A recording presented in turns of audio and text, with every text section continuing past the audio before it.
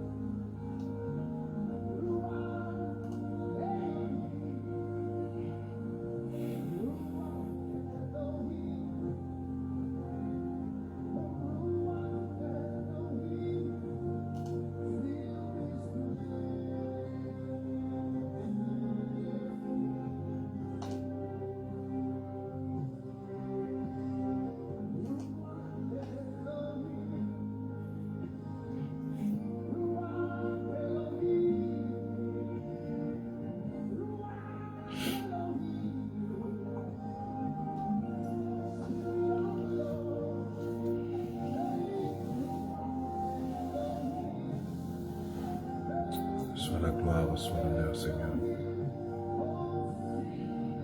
Saint-Esprit. Saint-Esprit de Dieu. Saint-Esprit de Dieu. Saint-Esprit de Dieu. Saint-Esprit de Dieu. Saint-Esprit de Dieu. Saint-Esprit de Dieu. Nous sommes là pour toi. Saint-Esprit de Dieu, nous sommes là pour toi. Précieux Saint-Esprit, précieux Saint-Esprit, nous sommes là pour toi, Saint-Esprit. Nous sommes là pour toi, précieux Saint-Esprit. Nous sommes là pour toi, précieux Saint-Esprit.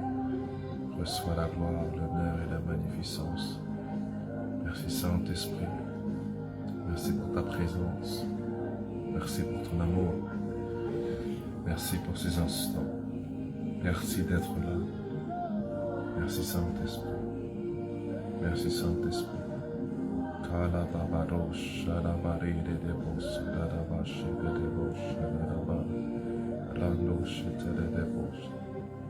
Saint-Esprit de Dieu. Saint-Esprit de Dieu. Ruach Elohim. Ruach Elohim. Ruach Elohim, Ruach Elohim, Karabashata. Merci Saint-Esprit. Merci Saint-Esprit. Merci Saint-Esprit. Merci Saint-Esprit. Merci Saint-Esprit. Merci Saint-Esprit. Merci Saint-Esprit. Que ton nom soit élevé ce soir, que ton nom soit magnifié ce soir. Ah, Shatadaba. Merci Saint-Esprit, merci pour ton amour ce soir, merci d'être là, merci pour ta grandeur, merci, merci, merci Saint-Esprit, car tu es là, tu es là, tu es réel, tu es réel, tu es là, tu es les Barabash, tu es là Saint-Esprit, tu es là Saint-Esprit, merci Saint-Esprit. Merci Saint-Esprit. Merci d'être là, Saint-Esprit. Merci d'être là, Saint-Esprit. Merci d'être là, Saint-Esprit.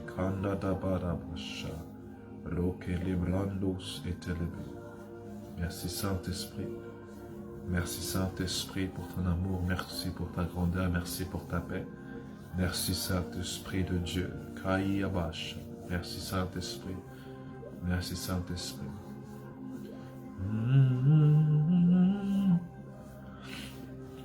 Ruach Elohim, Ruach Elohim, Ruach Elohim, Ruach Elohim, Ruach Elohim. La banda da barro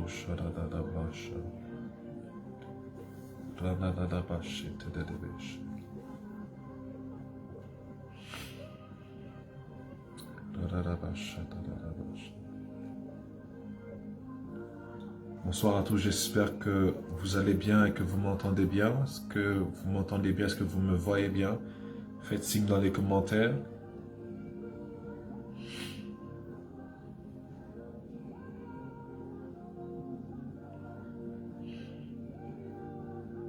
Yes.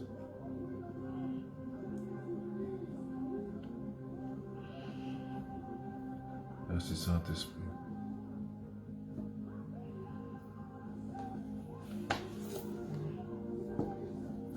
Merci Saint-Esprit.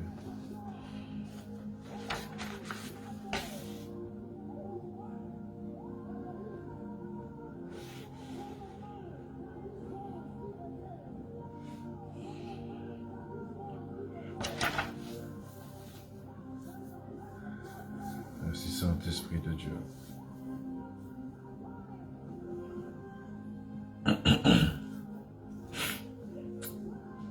Super, on va élever notre voix pour remercier le Seigneur ensemble rapidement et nous allons débuter. Père éternel, mon Dieu, merci pour ce soir et merci pour ces instants que tu permets d'avoir dans ta présence. Saint-Esprit de Dieu, nous voulons te glorifier, t'exalter, te magnifier. Merci pour cette opportunité que tu nous accordes d'être dans ta présence et d'être enseigné par toi et de recevoir ces lumières te concernant, afin que notre marche avec toi ne soit plus jamais la même. Afin que nous puissions comprendre, éternel mon Dieu, les enjeux dans les temps de la fin dans lesquels nous sommes. Afin que nous puissions comprendre que nous sommes sous la dispensation de l'Esprit. Afin que nous puissions comprendre, éternel mon Dieu, mon papa, la responsabilité que cela apporte.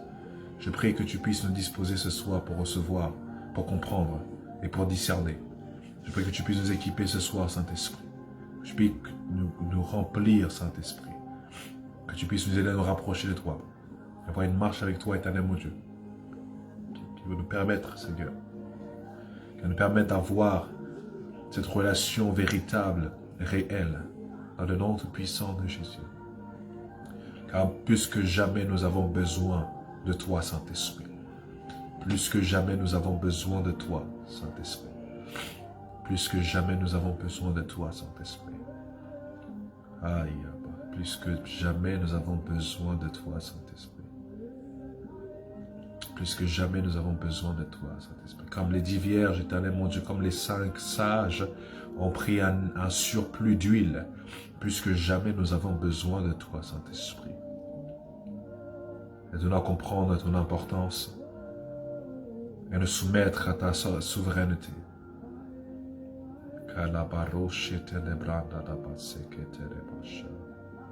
Remando do bosche che lebranda da barosha. Merci Saint-Esprit de Dieu car tu reprends ta place. Merci parce que ton peuple désormais comprend, Père, que tu n'es juste pas là pour nous donner des dons spirituels. Mais que nous devons comprendre ta dimension divine, ta dimension souveraine. Saint-Esprit de Dieu, tu es bien plus que celui qui donne des dons spirituels. Tu es Dieu. Tu es Dieu. Tu es Dieu. Et nous sommes sous ta dispensation. Aide-nous, éternel mon Dieu, mon roi, reprendre notre place à tes pieds. Dans le nom tout-puissant de Jésus. Amen. Et Amen. Bonsoir à tous, j'espère que vous allez bien. Nous avons beaucoup à voir ce soir.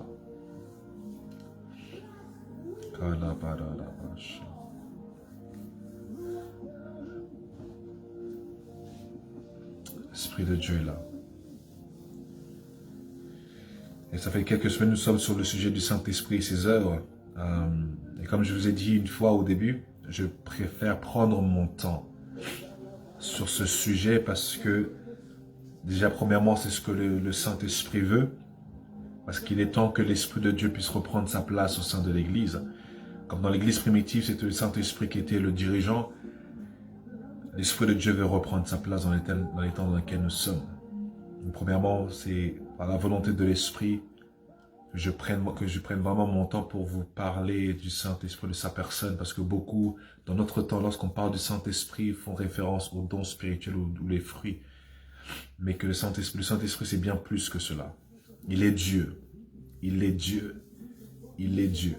Donc c'est une nouvelle introduction de qui est le Saint-Esprit dans ces temps-là, parce que de la même manière que la parabole des 10 vierges nous annonçait l'importance d'avoir un surplus d'huile, cela nous fait comprendre que dans les temps dans lesquels nous sommes, plus on se rapproche des derniers temps, du retour du Seigneur, nous avons besoin du Saint-Esprit de Dieu. C'est grâce à lui que nous pourrons être connectés à notre époux lorsqu'il sera manifesté dans les cieux et lorsque la trompette sonnera. C'est par le Saint-Esprit que nous monterons rejoindre notre Seigneur dans les cieux. J'espère que jusque-là vous me suivez. Donc il est d'une importance capitale que l'Église, là je m'adresse à tout le corps de Christ, que toute l'Église puisse comprendre l'importance du Saint-Esprit. Est-ce que jusque-là on me suit?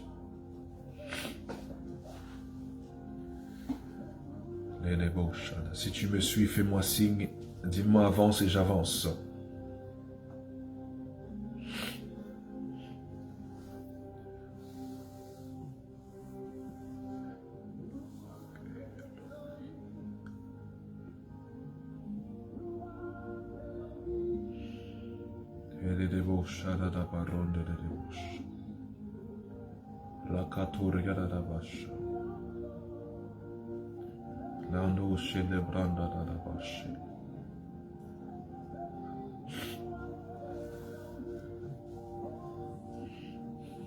Merci Saint-Esprit.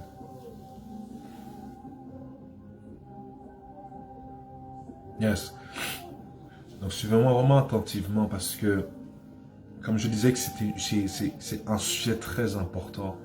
Le Saint-Esprit de Dieu veut cela. L'Esprit de Dieu veut que nous puissions comprendre qui il est. Parce que il y a pas mal d'hérésies dans le corps de Christ, dans les temps dans lesquels nous sommes.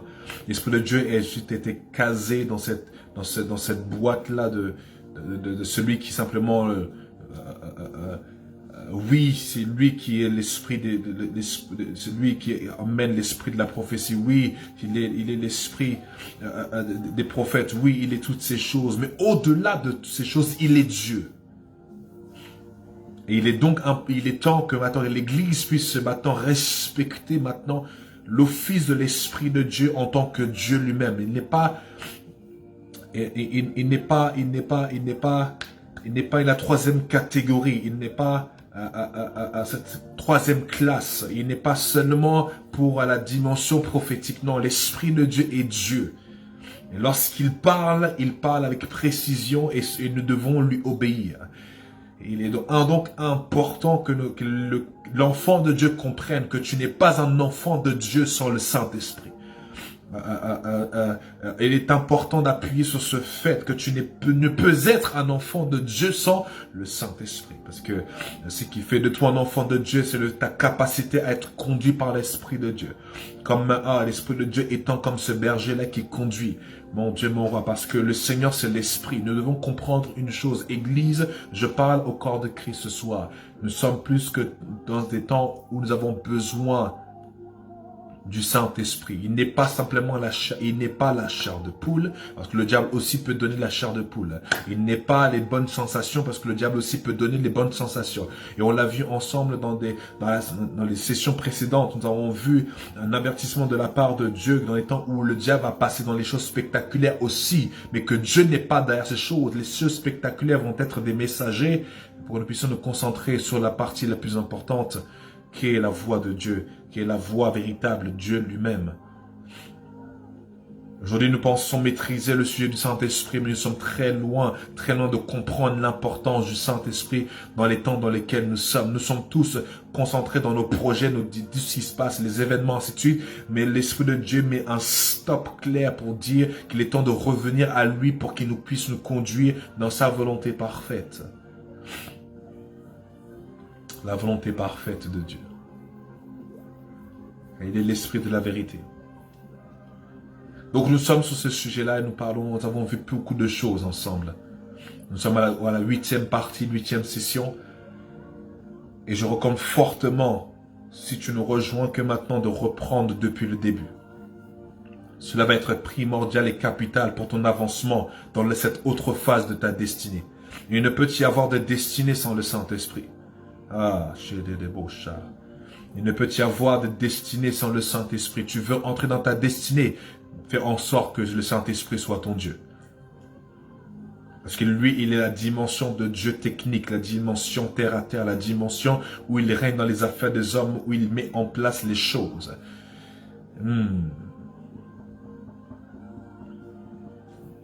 Donc la semaine dernière, nous avons donc débuté à voir les œuvres du Saint-Esprit dans la vie d'un disciple.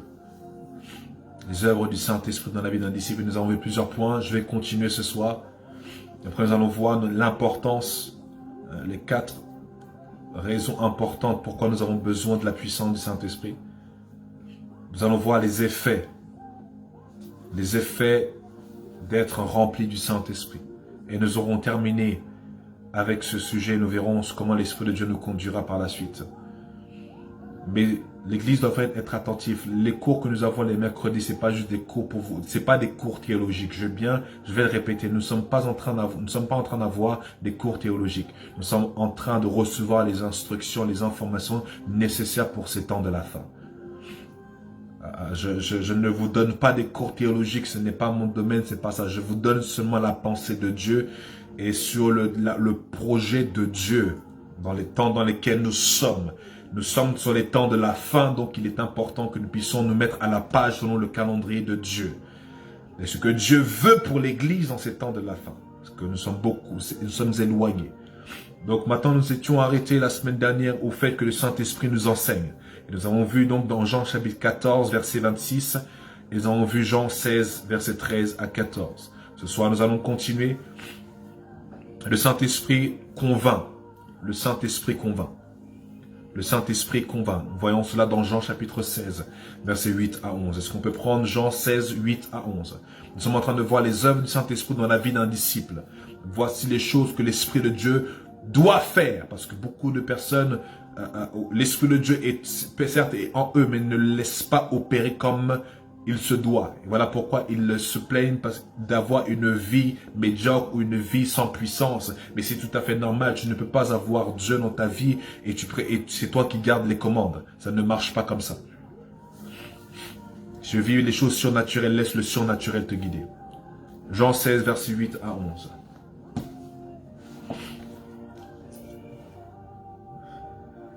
On décolle juste petit à petit. On décolle petit à petit. Jean chapitre 16, verset 8. À partir du verset 8.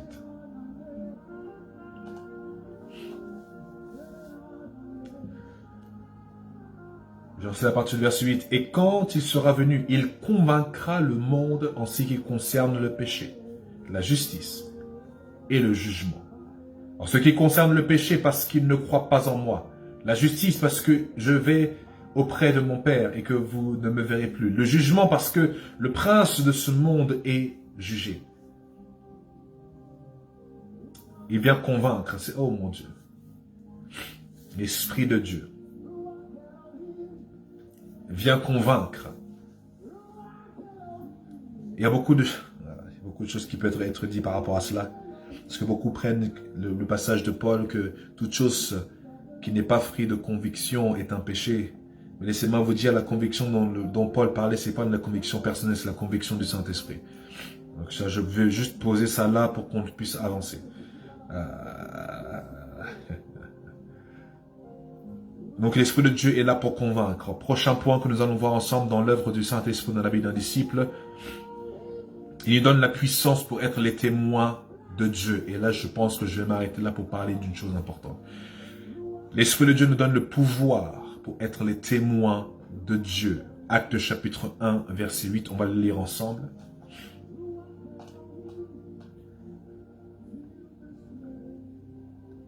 Parce que voici la vraie définition de l'évangélisation. Et on va le voir ensemble et nous allons comprendre. Nous allons comprendre un point très important.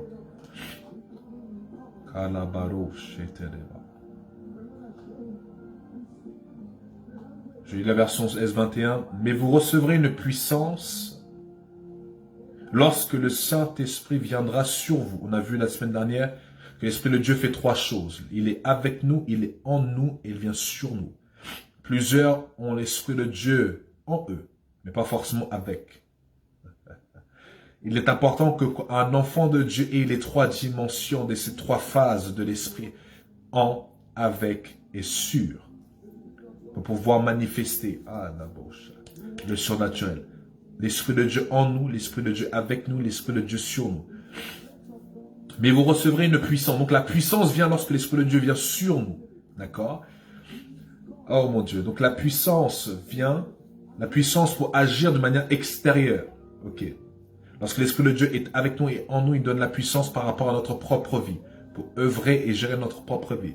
Mais maintenant, quand il en vient au ministère, quand il en vient à l'œuvre extérieure, nous avons besoin de cette phase où l'Esprit de Dieu vient sur nous, d'accord? Mais vous recevrez une puissance lorsque l'Esprit de Dieu viendra sur vous et vous verrez, et vous serez mes témoins. Il n'a pas dit vous serez mes chrétiens, mais vous serez mes témoins, d'accord?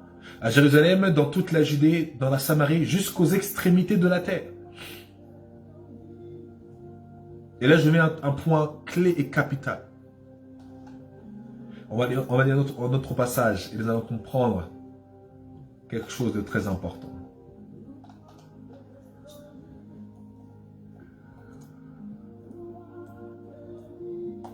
Est-ce que jusque-là, on me suit?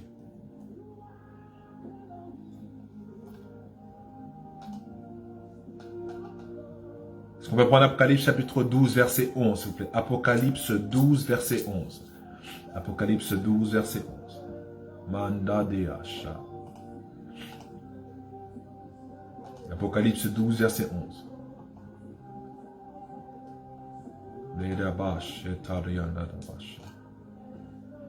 Blessed be your name, God.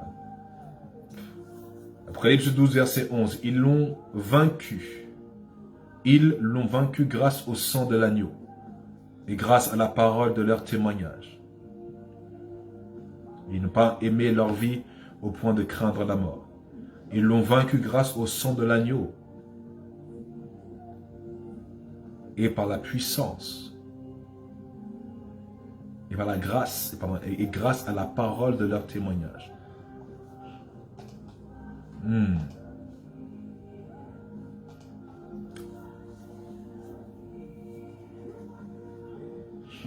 Ce que je voulais dire par rapport à ce point, c'est un point important, c'est que l'Esprit de Dieu nous donne le pouvoir pour témoigner, pour aller témoigner au monde, témoigner au monde, témoigner. Et c'est quoi un témoin? On va voir ensemble qu'est-ce qu'un témoin, afin que nous puissions comprendre. Vous savez que j'aime déjà beaucoup prendre les définitions.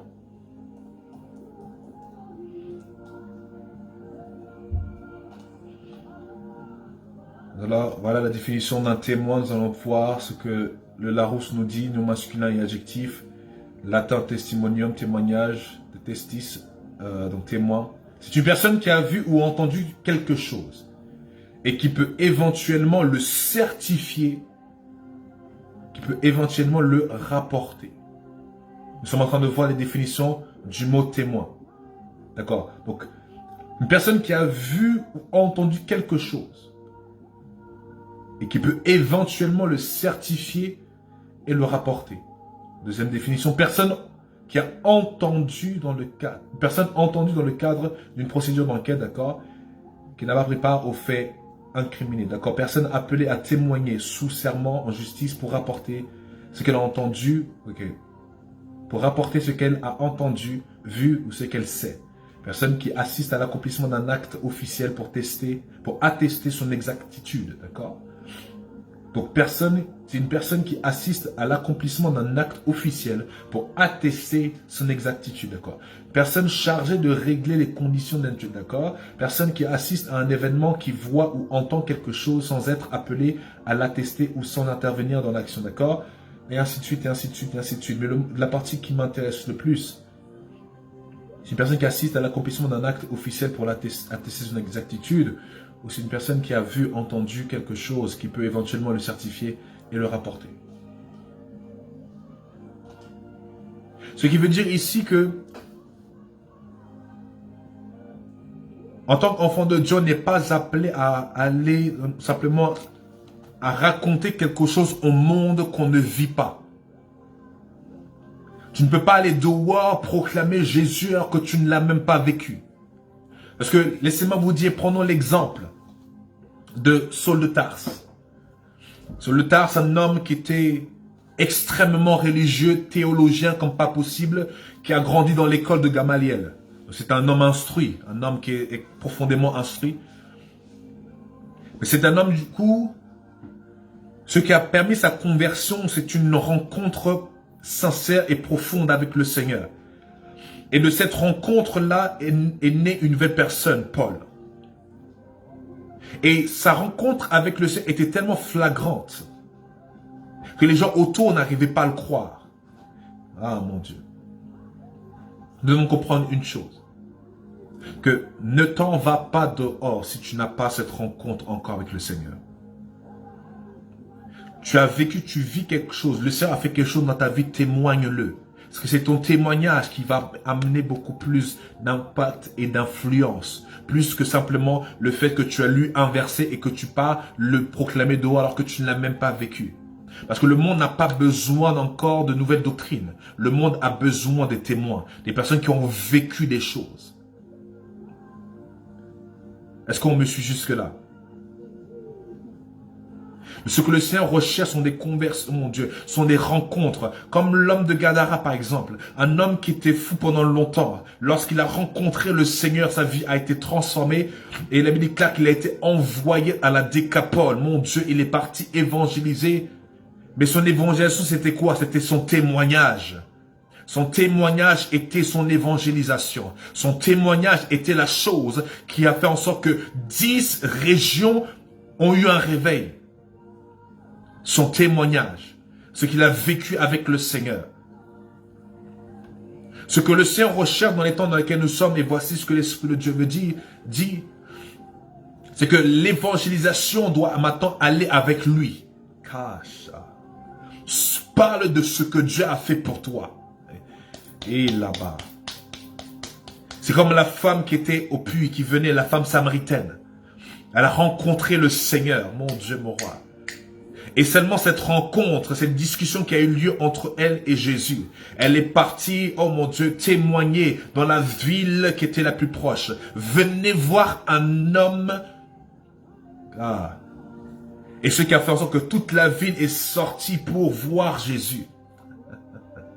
C'est ça que le Seigneur recherche. Et voilà pourquoi l'Esprit de Dieu veut cette relation-là avec vous et moi. Pour qu'on puisse vivre Jésus-Christ pour de vrai. Pour que nous puissions voir et voir la manifestation du Seigneur Jésus dans notre vie. Afin que nous puissions maintenant dire que je ne te parle pas d'un Jésus que j'ai lu. Je te parle du Jésus que j'expérimente chaque jour. Il a fait ça, ça, ça pour moi. Ton évangélisation doit avoir pour base ton témoignage. Parce que ton témoignage va être indiscutable. Oh mon Dieu. Parce que si tu vas avec la théologie, il y aura des débats. Si tu vas avec la théologie, il y aura des débats. Parce que même nos frères musulmans connaissent la Bible. Ils savent bien débattre dessus. Mais c'est pas la théologie en fait. Parce que même Paul l'a dit, la lettre tue, mais l'esprit vivifie. Donc ce qui veut dire que beaucoup peuvent prendre cette Bible et l'étudier. Beaucoup peuvent aller à l'université, à la théologie pour étudier la Bible. Et pour des fins néfastes. Mais c'est quoi qui fait la différence? Le Saint-Esprit qui fait la différence. Où maintenant cette Bible, les écrits maintenant sont illuminés, tu commences à recevoir, percevoir les révélations. Où maintenant Dieu commence à te parler, à te révéler beaucoup de choses concernant sa parole. Et tu vis Dieu dans une autre dimension. Et là maintenant, oh mon Dieu, quand tu entends une personne passer par des moments difficiles, et toi tu viens passer par là, et le Seigneur t'a sauvé de là, tu veux dire, laisse-moi, je connais une solution qui peut t'aider.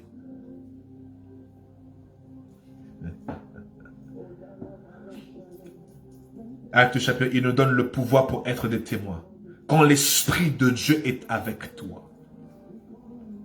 Quand l'Esprit de Dieu est avec toi. Tu vis des choses avec lui qui sont extraordinaires. Et à partir de là, tu as une base maintenant pour aller maintenant parler. Est-ce que jusque-là, on me suit? N'esquivez pas l'étape de la rencontre avec le Seigneur.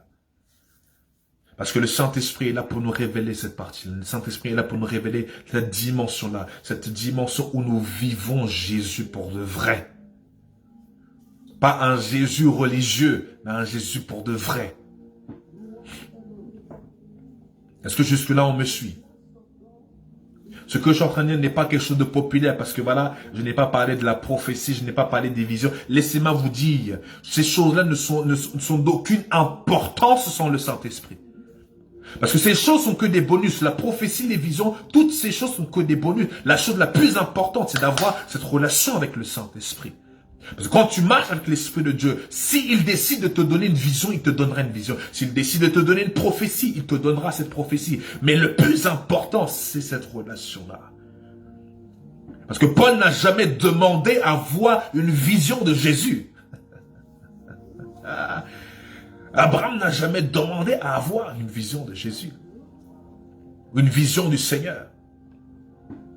C'est selon la volonté de l'Esprit. Quand tu marches avec l'Esprit, c'est lui qui décide de te montrer les choses ou non. Ça ne sert à rien de forcer. Si ça ne vient pas, ça ne vient pas. Voilà pourquoi plusieurs, parce que ça ne vient pas, ils veulent forcer, partent faire des choses qui sont en contradiction avec l'Esprit de Dieu et se retrouvent dans l'occultisme et dans des choses compliquées. Voilà pourquoi cette génération est tellement attirée par le spectaculaire qu'elle s'est éloignée du cœur de Dieu. Parce que prenez la Bible. Ah mon Dieu, mon roi.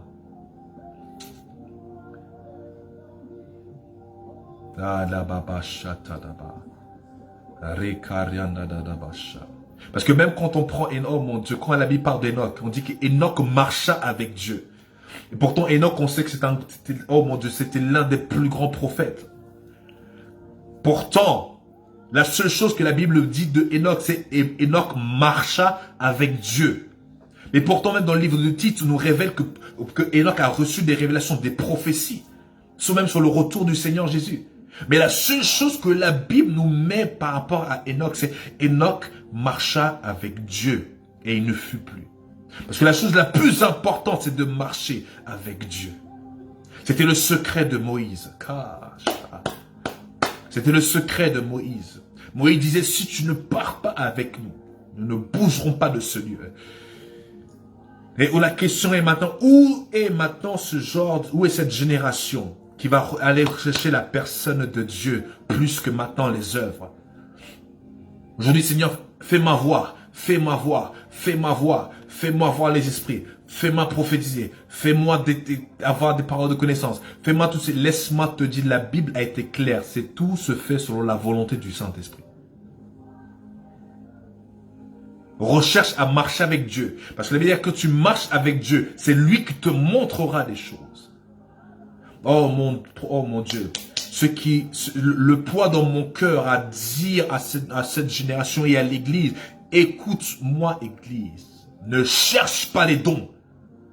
Cherche Dieu. Ne cherche pas les dons, mais cherche à marcher avec Dieu.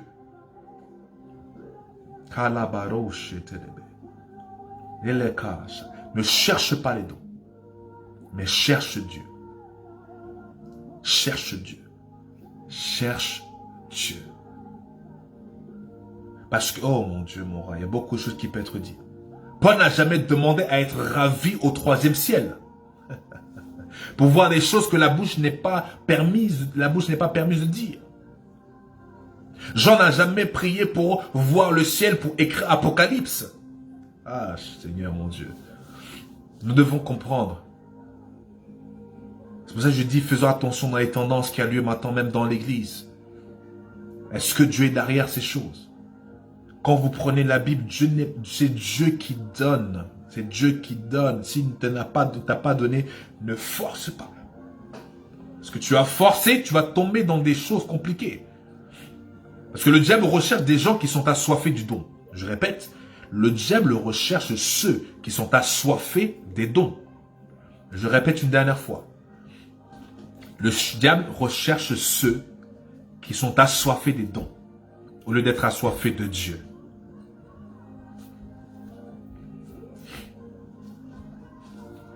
Et surtout l'esprit de Jézabel. Ah, Saint-Esprit de Dieu. Saint-Esprit de Dieu.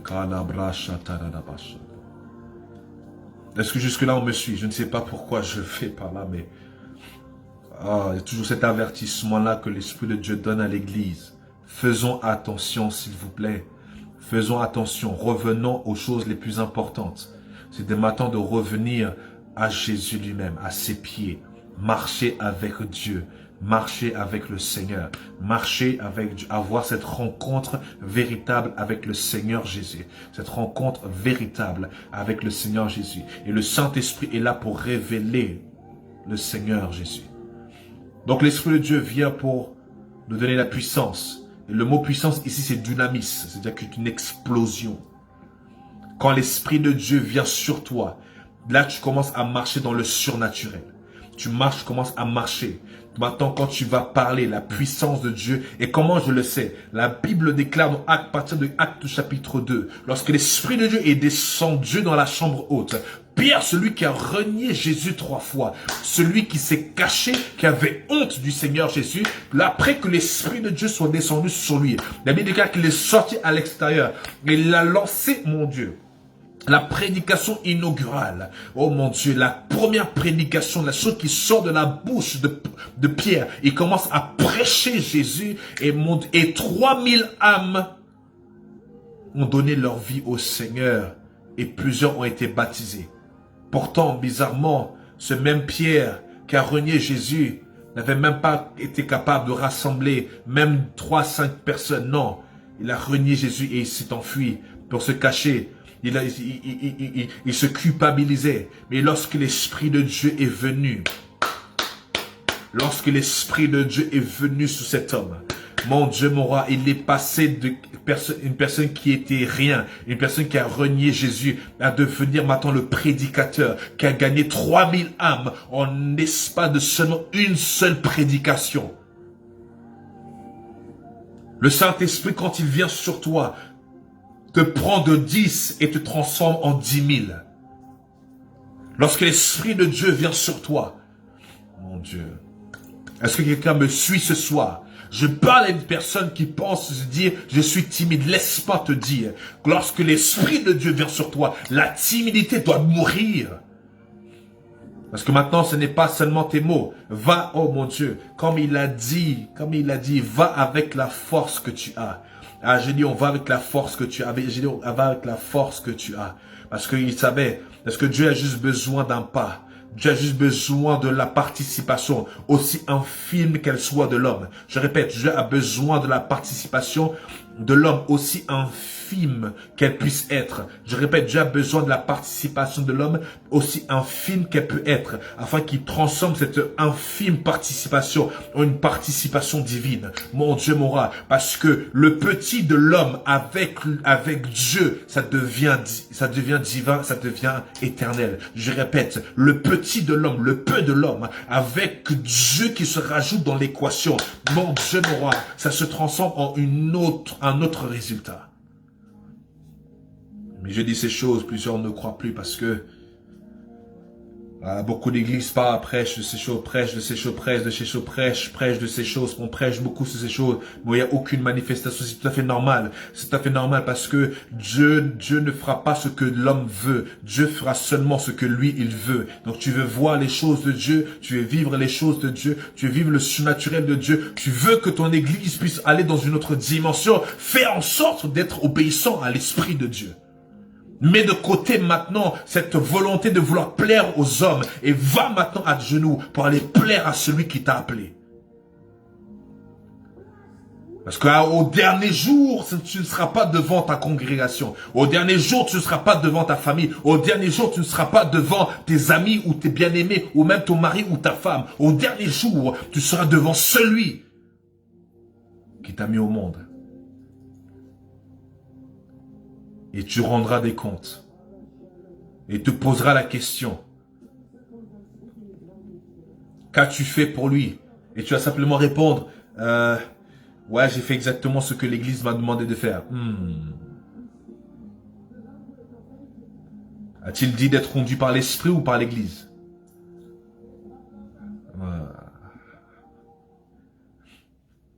Oh mon Dieu, moi, est-ce qu'on me suit ce soir? Est-ce qu'on me suit ce soir?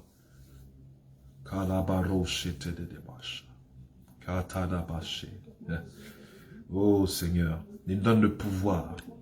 Parce que tôt ou tard, tu te tiendras devant celui qui est assis sur le trône. N'oublie jamais cela. Tu peux tout oublier, mais n'oublie jamais ceci. Tu te tiendras un jour devant celui qui est assis sur le trône. Et il te posera la question toute simple. Tu dois comprendre que tu n'es pas sur cette terre pour plaire à qui que ce soit, mais pour obéir à la direction de Dieu et à Dieu seul. Mais maintenant, on va voir. On va voir. On voit depuis un certain moment ce qu'une personne qui se dit avoir l'Esprit de Dieu, les choses qu'on doit voir se manifester au travers d'elle. Parce que beaucoup disent avoir l'Esprit de Dieu parce que simplement ils ont de la chair de poule. Laisse-moi te dire, avoir la chair de poule n'est pas une certification que tu as le Saint-Esprit en toi. Non. Parce que tu as reçu une prophétie ne veut pas forcément dire. Et parce que oh mon Dieu, parce qu'on a versé sur toi de l'huile ne veut pas dire que l'Esprit de Dieu t'a oint. Je pense que je vais répéter. C'est pas parce qu'un serviteur de Dieu a versé sur toi de l'huile qui certifie que spirituellement, l'huile spirituelle, l'Esprit de Dieu est venu sur toi.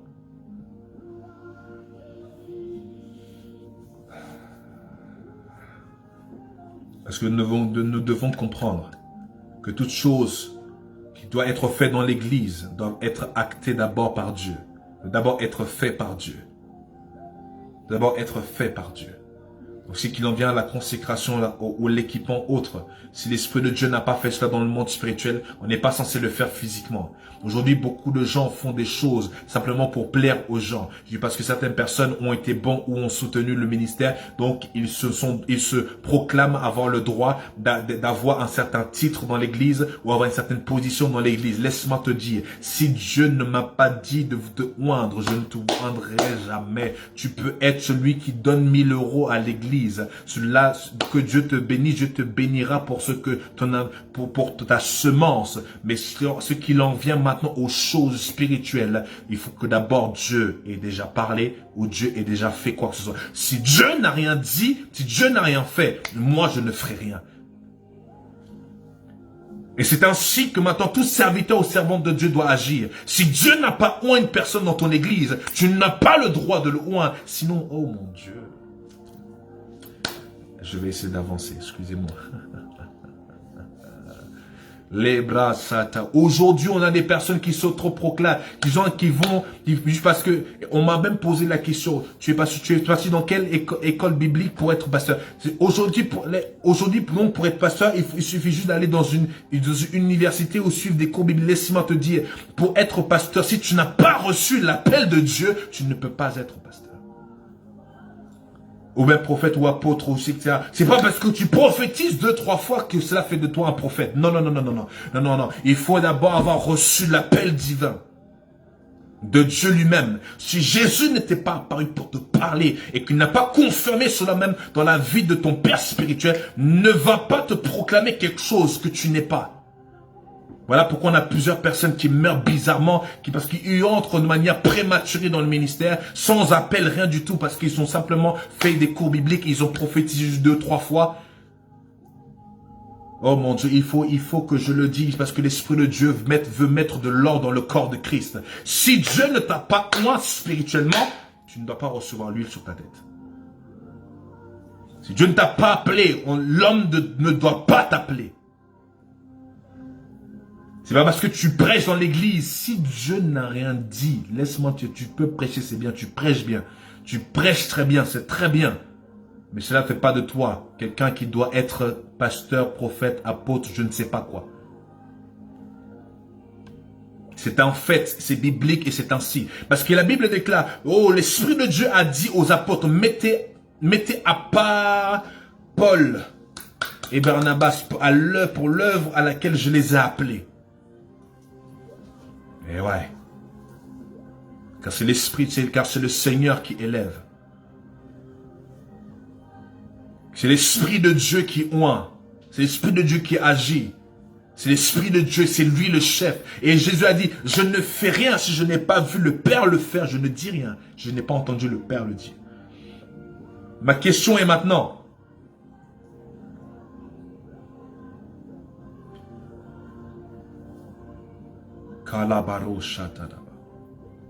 Où est maintenant ces personnes-là qui vont dire, si Dieu ne m'a pas parlé, je ne vais pas faire. Si je n'ai pas vu Dieu faire, oh, si Dieu ne m'a pas, je ne vais pas dire, si Dieu ne m'a pas montré, je ne vais pas faire. Beaucoup de personnes. Parce que cela m'emmène à l'histoire du vieux prophète et le jeune prophète. Ah. J'ai pu trouver ce passage-là pour que vous puissiez le méditer.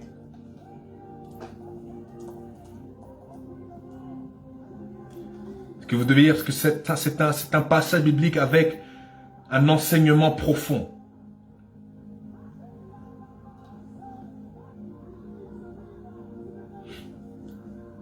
Ah, Saint-Esprit de Dieu.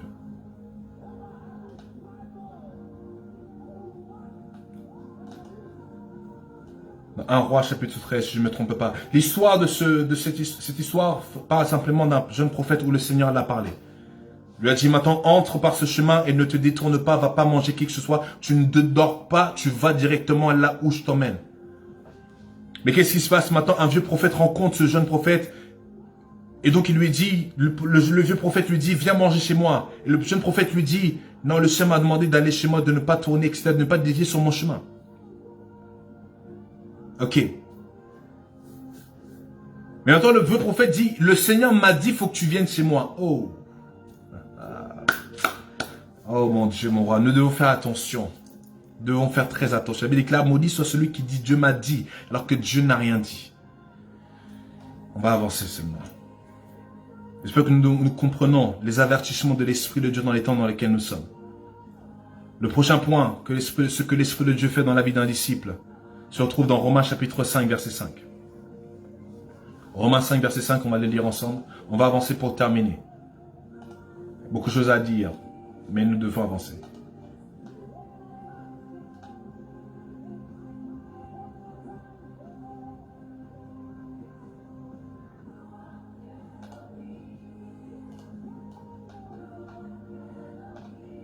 Romains 5, verset 5.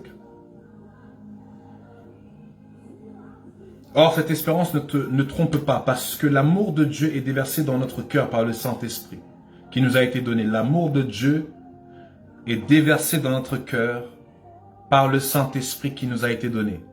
Donc, le point que vous pouvez noter, c'est que grâce au Saint-Esprit, l'amour de Dieu est déversé dans nos cœurs.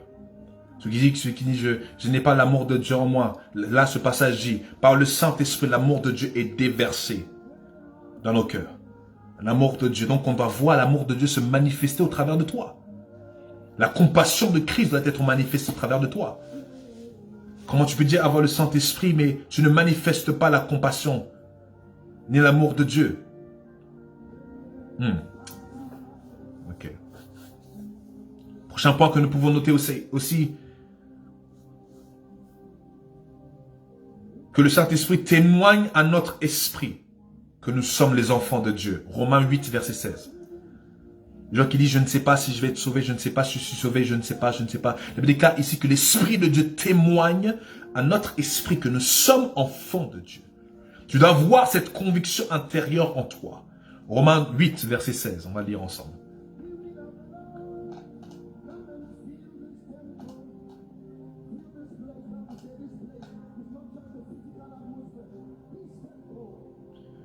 Romains 8, 16. L'Esprit lui-même rend témoignage à notre esprit que nous sommes enfants de Dieu. Je répète, l'Esprit lui-même rend témoignage à notre esprit que nous sommes enfants de Dieu. Ce qui est extraordinaire dans tous ces passages que nous voyons cette interaction en temps réel. Oh mon Dieu, une interaction en temps réel entre Dieu et l'homme. Là, c'est pas quelque chose en fait où oh mon Dieu, mon roi. Ce qui veut dire que tu es censé vivre Dieu au quotidien. Tu es censé vivre Dieu au quotidien. Quand tu as le Saint-Esprit en toi, Tu dois vivre Dieu au quotidien. Il témoigne à notre esprit que nous sommes enfants de Dieu. Prochain point que nous pouvons noter. Il nous aide dans notre faiblesse. Il nous aide dans notre faiblesse. Il nous aide dans notre faiblesse. Romains 8, verset 26. Romains 8, verset 26.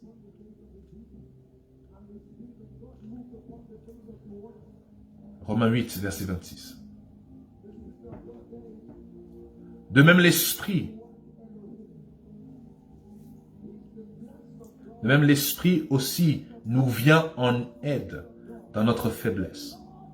En effet, nous ne savons pas ce qu'il convient de demander dans nos prières, mais l'Esprit lui-même intercède pour nous par des soupirs que les mots ne peuvent exprimer.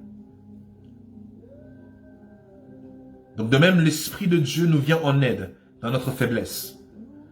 Donc quand tu es faible, tu n'es pas seul parce que l'Esprit de Dieu est là pour t'aider dans tes faiblesses. Ah. Ouf.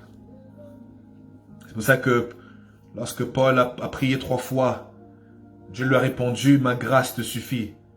C'est quand tu es faible que je suis fort. Dieu ne nous laisse jamais. Dieu ne nous laisse jamais tomber.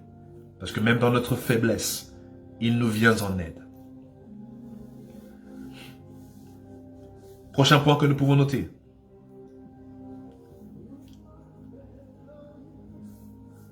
Le Saint-Esprit permet la justice et la paix en nous.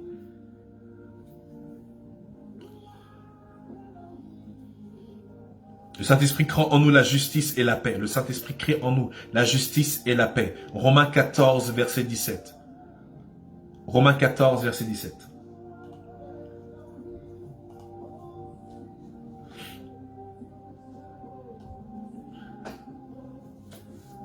Oh my God. En effet, le royaume de Dieu, ce n'est pas le manger et le boire. En effet, le royaume de Dieu, ce n'est pas le manger et le boire, mais la justice, la paix et la joie par le Saint-Esprit. Ce qui veut dire quand l'Esprit de Dieu est en toi, oh mon Dieu, il te permet de vivre le ciel sur la terre.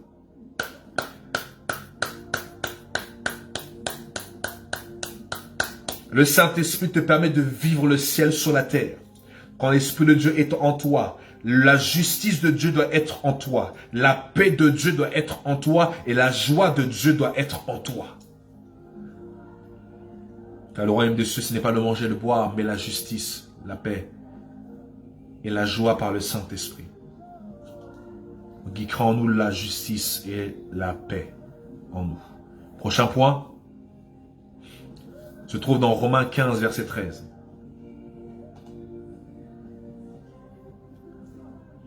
Romains 15, verset 13. Que le Dieu de l'espérance vous remplisse de toute joie et de toute paix dans la foi, pour que vous débordiez d'espérance, mon Dieu, pour que vous débordiez d'espérance par la puissance du Saint-Esprit. Que le Dieu de l'espérance vous remplisse de toute joie. Là, on n'a pas dit une part de joie, on a dit toute joie, tout type de joie et de tout type de paix dans la foi, pour que vous débordiez d'espérance par la puissance du Saint-Esprit. Donc en gros, l'Esprit de Dieu permet un débordement de l'espérance en nous. L'Esprit de Dieu crée en nous un débordement d'espérance. Un débordement d'espérance. Quand ta propre espérance humaine disparaît, oh, repose-toi sur l'espérance de Dieu. Parce que là, voici la prière de Paul, que le Dieu de l'espérance, donc Dieu est le Dieu de l'espérance. Quand l'espérance humaine disparaît, oh, tourne-toi vers le Dieu de l'espérance, qui lui va te remplir de toute joie, de toute paix. Allez, bâcha, afin que, oh mon Dieu.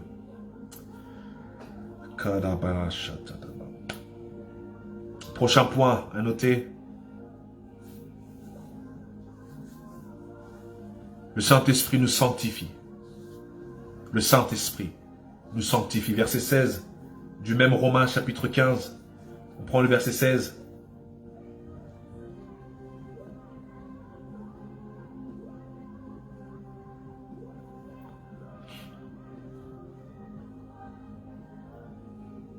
Je m'acquitte ainsi du service sacré de la prédication de l'évangile de Dieu, afin que les non-juifs soient une offrande agréable, devenue sainte, par l'action de l'Esprit Saint.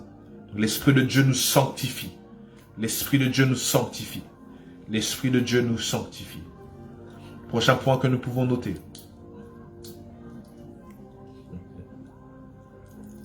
Et là, c'est le point où nous parlions tout à l'heure. Le Saint-Esprit nous donne tout type de dons, comme lui le détermine. Le Saint-Esprit nous donne tout type de dons, comme il le détermine, comme selon sa propre volonté. 1 Corinthiens chapitre 12, versets 4 à 11. Je répète, 1 Corinthiens chapitre 12, versets 4 à 11.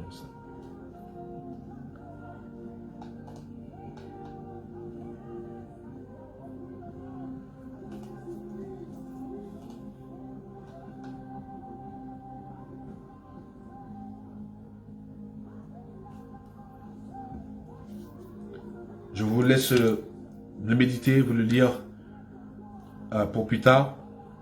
À cause du temps, nous devons avancer. Donc le prochain point.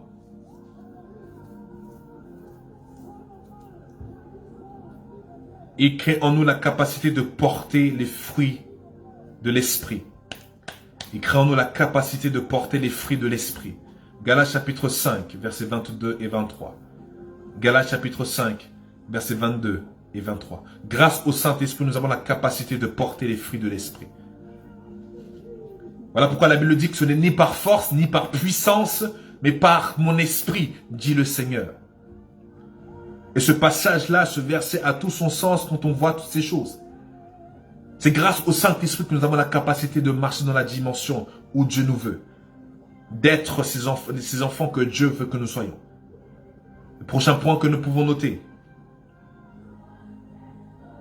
c'est qu'il crée en nous la capacité d'avoir la joie. Il crée en nous la joie. L'Esprit de Dieu crée en nous de la joie. C'est un peu, vous êtes là et tout, vous ne comprenez pas. Vous avez une joie débordante et vous ne comprenez pas pourquoi, d'où ça vient. Une joie débordante qui vient de nulle part. Car l'Esprit de Dieu crée en nous cette joie. 1 Thessaloniciens chapitre 1, verset 6. 1 Thessaloniciens chapitre 1, verset 6. 1 Thessaloniciens chapitre 1, verset 6.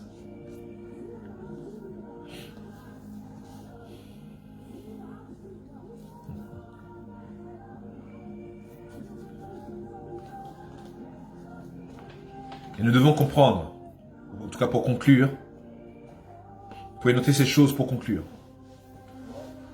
L'Esprit de Dieu qui fait toutes ces choses crée en nous donc des effets. Ça nous permet donc de faire plusieurs choses. L'Esprit de Dieu dans notre vie, c'est pour ça que Jésus dit qu'il vous est avantageux que je m'en aille, afin que le Père puisse envoyer le Saint-Esprit. C'est de cet avantage-là que le Seigneur parlait. Parce que grâce au Saint-Esprit, nous avons la capacité de... Voilà pourquoi la Bible dit, je puis tout par Christ qui me fortifie, au travers, par l'assistance du Saint-Esprit. Les choses qui nous étaient difficiles, auparavant ne le sont plus.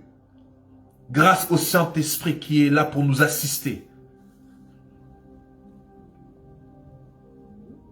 Donc grâce au Saint-Esprit, nous avons la capacité de vivre Jésus ressuscité.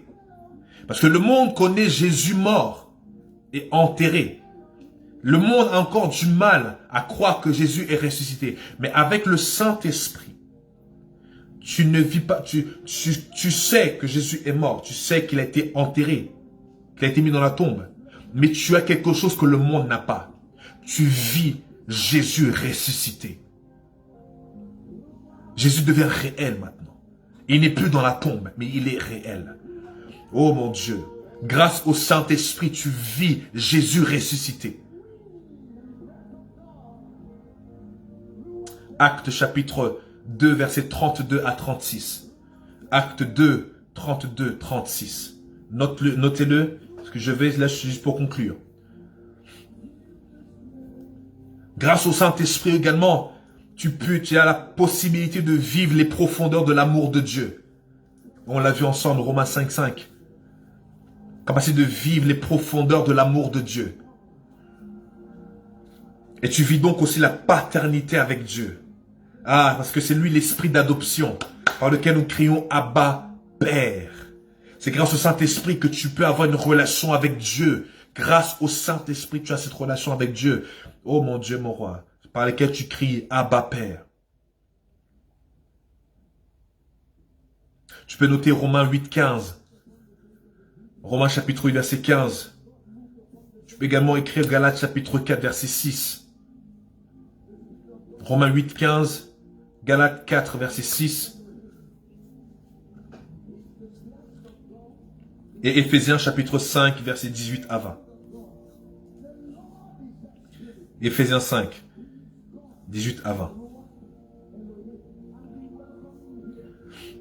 Grâce au Saint-Esprit également, tu vas avoir une nouvelle fin pour sa parole. Maintenant, ce sera juste plus maintenant quelque chose où tu vas lire, mais maintenant tu vas la décortiquer, tu vas méditer dessus, l'Esprit de Dieu va commencer à te parler. Maintenant, la parole de Dieu va devenir réelle pour toi. Et Dieu va commencer à te parler clairement au travers de sa parole. La Bible ne sera plus juste un recueil, mais ça va devenir quelque chose de vivant. Tu peux écrire Jean chapitre 16, versets 13 à 15. Oui, parce que l'Esprit de Dieu te conduira dans toute la vérité. Jean 16, versets 13 à 15.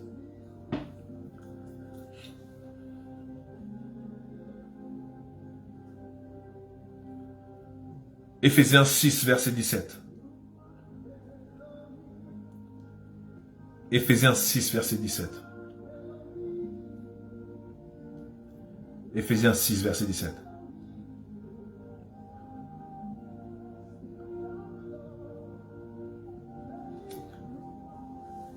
Grâce au Saint-Esprit, tu vas commencer à être de plus en plus sensible à la présence de Dieu.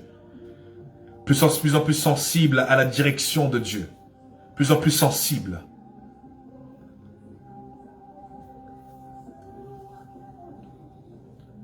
Grâce au Saint-Esprit, tu vas être de plus en plus sensible à la présence de Dieu. De plus en plus sensible à sa direction.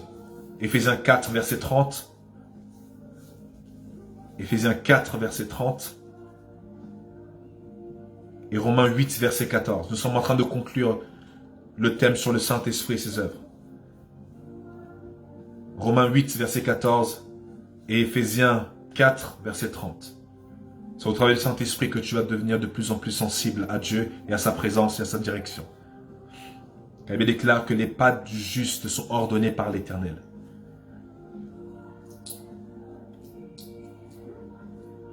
Au travers du Saint-Esprit, tu vas être de plus en plus ouvert aux autres.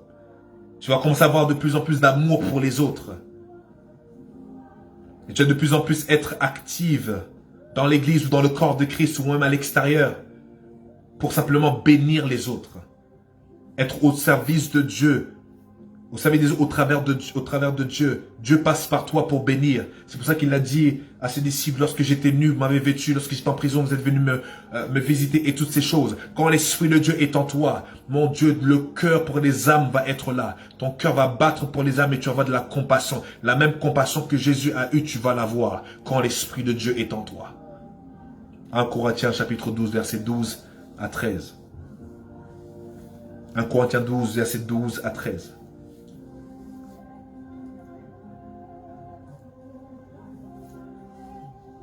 L'avant-dernier point que tu peux noter, tu vas devenir de plus en plus courageux et avoir de plus en plus d'assurance, comme on l'avait ensemble, de témoigner Jésus à ce monde qui est perdu.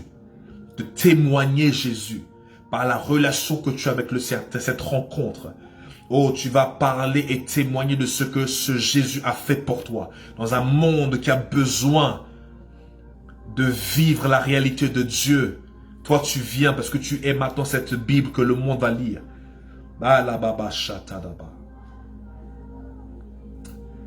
L'Esprit de Dieu maintenant, oh mon Dieu, c'est juste merveilleux. C'est juste merveilleux. Tu vas devenir comme Jésus lorsqu'il marchait, allant de lieu en lieu, faisant le bien. Tu vas devenir comme Jésus, allant de lieu en lieu, proclamant la bonne nouvelle du royaume. Parce que tu vis le royaume en toi au travers de l'Esprit de Dieu. Tu vas de lieu en lieu proclamer la bonne nouvelle du royaume. Tu témoignes de ta vie avec Jésus. pas seulement de ce que tu as lu. Acte 1, verset 8. Et acte 4, verset 31. Acte 1, verset 8. Et acte 4, verset 31.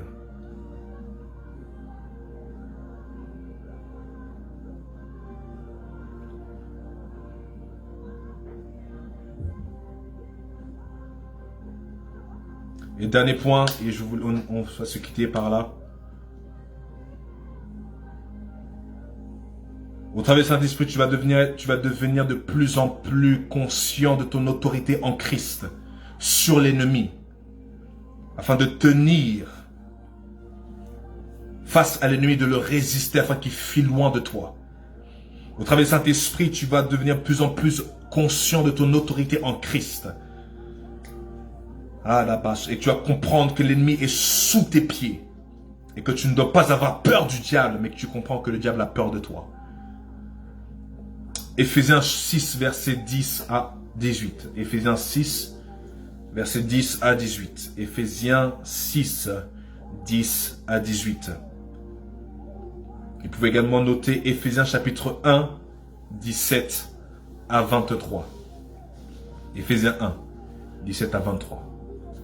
J'espère que vous avez été bénis ce soir, vous avez été bénis par cette série sur le Saint-Esprit et ses œuvres. J'espère que Dieu, à partir de maintenant, votre perspective, votre vision du Saint-Esprit a changé et que vous êtes devenus maintenant beaucoup plus conscients des réalités de Dieu. N'hésitez pas à repartir, à reprendre, prendre des points, prendre des points, des choses que vous avez peut-être ratées. Mais il est important que ce sujet sur le Saint-Esprit soit compris. Et que non seulement compris, mais commence à vivre l'Esprit de Dieu. Parce que c'est seulement au travers du Saint-Esprit que tu mèneras une véritable vie chrétienne, une véritable vie de Dieu en tant qu'enfant de Dieu. J'espère que vous avez été bénis ce soir. Je prie que l'Esprit de Dieu puisse se manifester à vous puissamment. Et que votre marche avec lui puisse changer, puisse aller de gloire en gloire. Soyez bénis et on se dit à mercredi prochain pour un nouveau sujet. Soyez bénis.